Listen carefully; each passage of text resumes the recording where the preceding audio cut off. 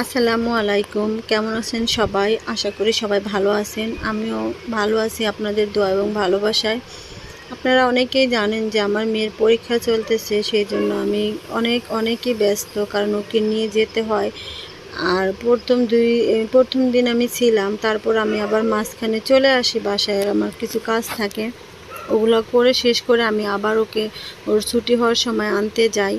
আর এই সময়টা ছিল আমার মেয়েকে আনতে যাওয়ার। যেহেতু আমার মুখ আর আকাশ দুইটা দেখে আপনারা সবাই বুঝতে পারছেন, দুইটারই হয়তো মন খারাপ। আমার তো অনেক মন খারাপ, সেটা কোনো ভাষায় প্রকাশ করার মতো না যে আমার কতটা মন খারাপ। আর আমি ভিডিও করতে করতে খেয়াল করলাম যে আকাশটা, সেটাও খুব মেঘলা। আকাশটারও আমার মতোই মন খারাপ।